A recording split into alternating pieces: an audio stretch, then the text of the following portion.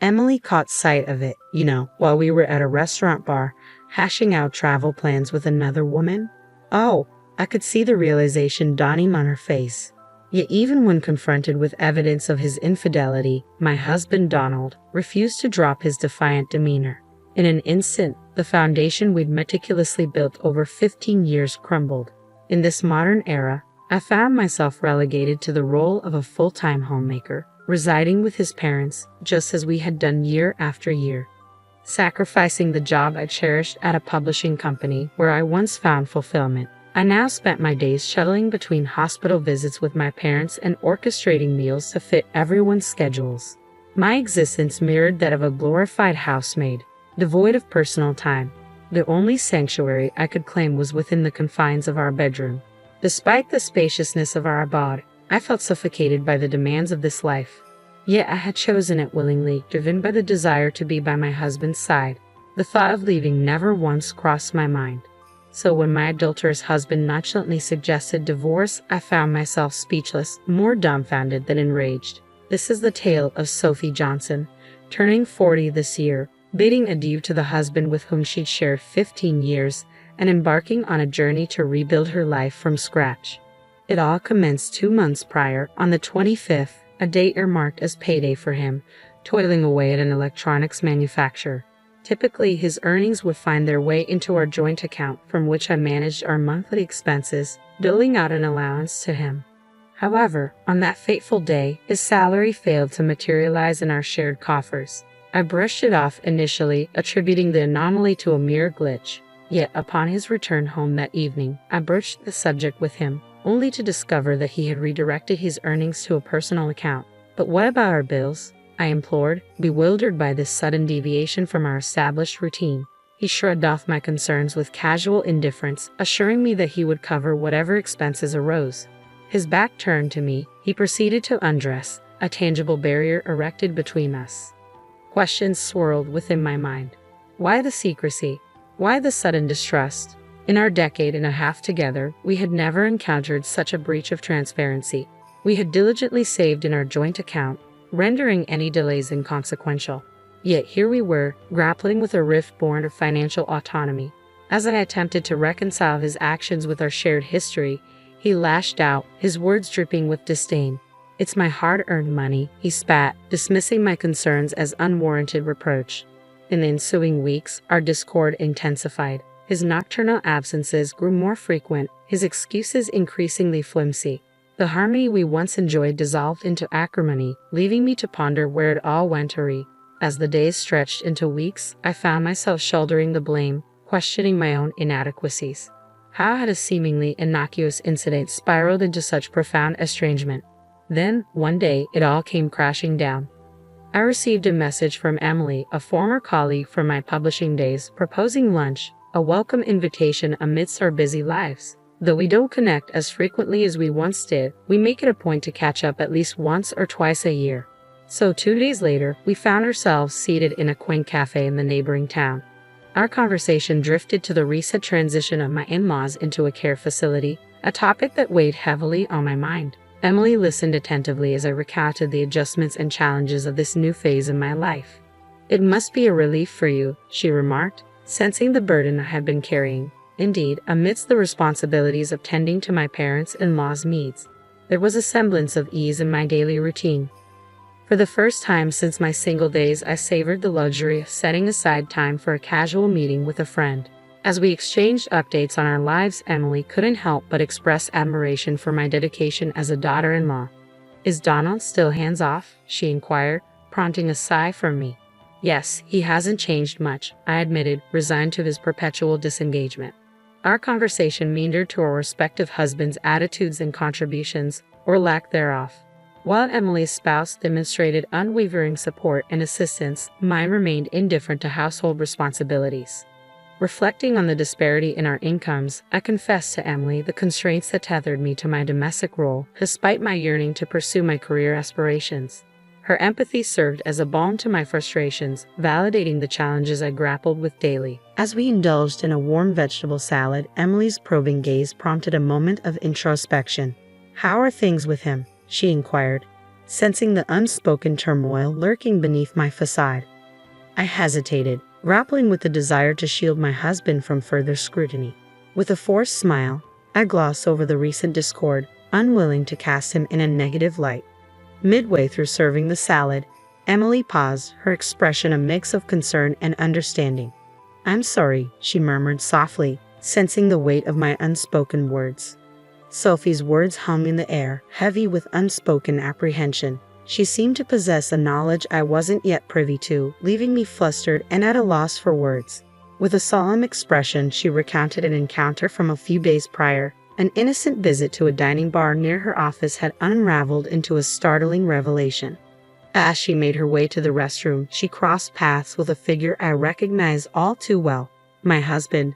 His casual demeanor raised suspicions, prompting Sophie to discreetly observe his interactions. What she witnessed shattered the facade of our marriage, a clandestine rendezvous with a woman who bore no resemblance to me. The intimacy of their exchange, their bodies leaning in close, served as irrefutable evidence of his betrayal. I couldn't reconcile this damning portrait with the man I thought I knew. Despite our recent discord, infidelity seemed inconceivable. Yet Sophie's account painted a damning picture, one I couldn't ignore. Attempting to cling to denial, I prayed for a logical explanation, perhaps a misunderstanding, a misinterpretation of innocent intentions. But as I returned home, the absence of his favorite garments served as a haunting confirmation of Sophie's suspicions. His once beloved shirts, meticulously cared for and prominently displayed, were conspicuously absent, leaving behind a void I couldn't ignore. With a heavy heart, I confronted him, grasping at straws in a desperate bid for reassurance. His response was measured, his gaze fixed on the flickering screen before him, betraying no hint of guilt or remorse. As I stood before him, grappling with the harsh reality of his deceit, an email notification pierced the silence. It was from Sophie, a cruel confirmation of her findings. A reservation at a Malibu hotel, complete with a lavish dinner, a stark testament to his infidelity. In that moment, the ground shifted beneath me, the world I knew crumbling into shards of betrayal and shattered trust. Despite the lingering embers of hope, I couldn't deny the truth staring me in the face. My husband's deception, once concealed in the shadows, now lay bare before me, a painful truth I could no longer ignore. As I placed his drink on the table, I posed the question that had been gnawing at me, hoping for some semblance of reassurance. His response, though seemingly innocuous, carried a weight of unease. For the past month, since that fateful payday, his demeanor had grown increasingly distant. Yet now, as I inquired about his missing shirt, he met my gaze head-on, an unusual display of engagement amidst his recent aloofness. My search for the elusive garment yielded no results, leaving me no closer to deciphering his enigmatic response. His nonchalant dismissal only fueled my suspicions, igniting a familiar sense of unease that simmered beneath the surface. "Off for a long weekend, aren't you?" I ventured, unable to shake the nagging doubt that plagued my thoughts. His vague response only deepened my skepticism, casting doubt on the veracity of his words. As memories of Emily's ominous warning resurfaced, the pieces of a troubling puzzle began to coalesce. The mention of Malibu, the allure of a prime-grade steak, all too familiar now, like the echoes of a foretold prophecy. Before I could censor myself, the words spilled from my lips, a culmination of mounting frustration and betrayal. His reaction, a fleeting glimpse of the man I once knew, dissolved into a mask of wariness and resentment. In the ensuing silence, punctuated only by the hum of the computer, I found myself engulfed in a maelstrom of emotions. His accusatory gaze bore into me, a reflection of the simmering tension that lingered between us. Rummaging through our room in a desperate bid for answers, I grappled with the painful realization that some truths were too painful to confront. Despite my efforts, the evidence remained elusive, flipping through my fingers like grains of sand. As his words hung heavy in the air, I couldn't help but wonder, what else lay hidden, leaving me grappling with the stark reality unfolding before me. In moments like these, I expected him to stumble over his words, to offer feeble excuses in a futile attempt to salvage what remained of our fractured trust.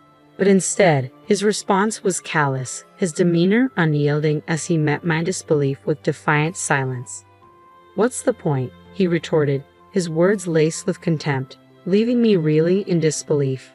As he hurled accusations my way, I felt the weight of his words like a physical blow, my head throbbing with the strain of it all. And then, with chilling indifference, he uttered those damning words. "I'm okay with getting a divorce."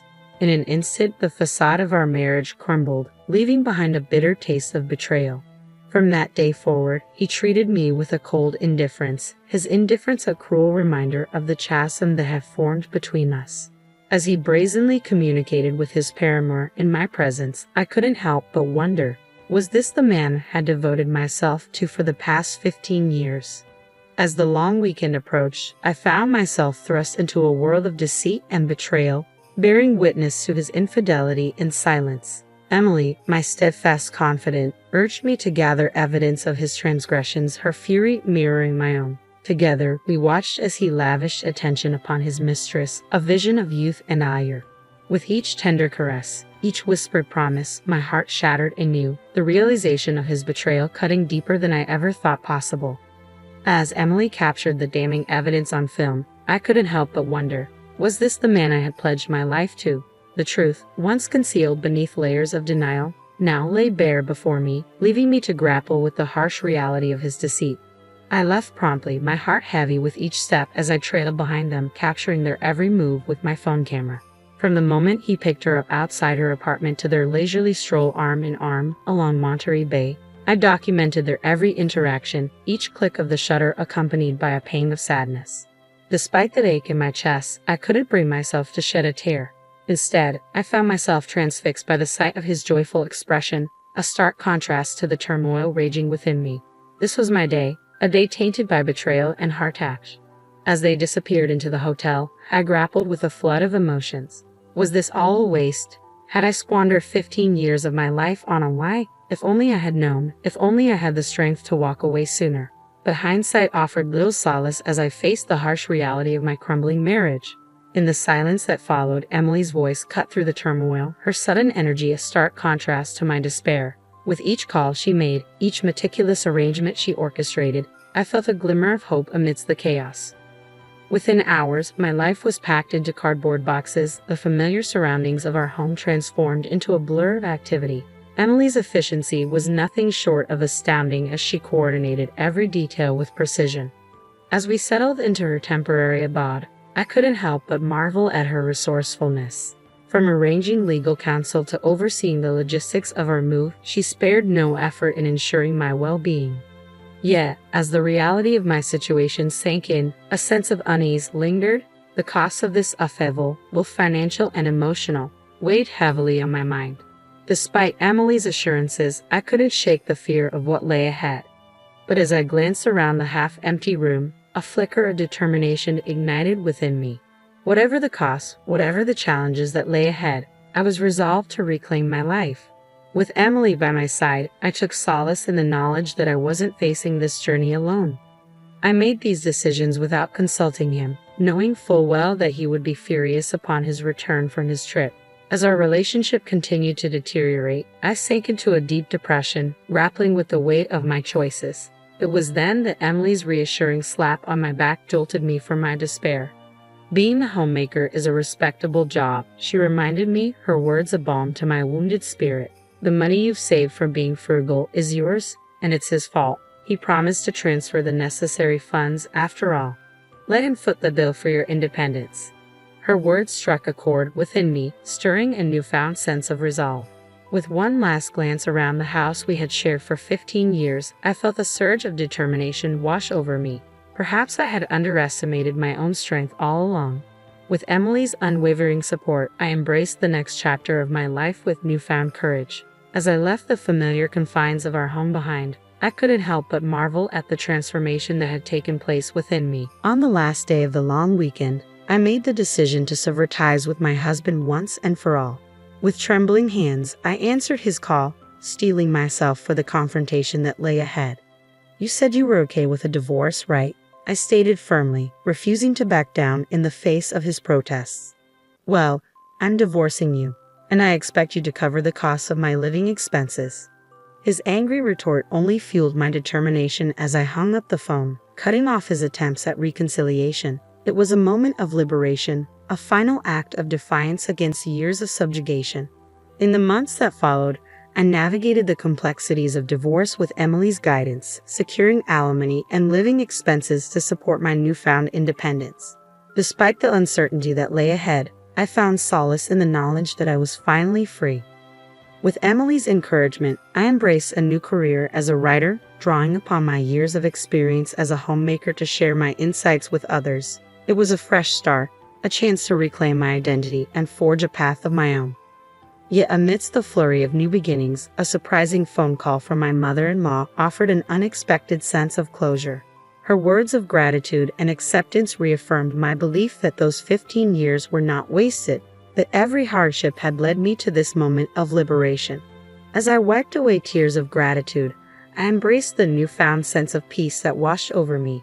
It was a testament to the resilience of the human spirit, a reminder that even in the darkest of times, there is always hope for a brighter tomorrow.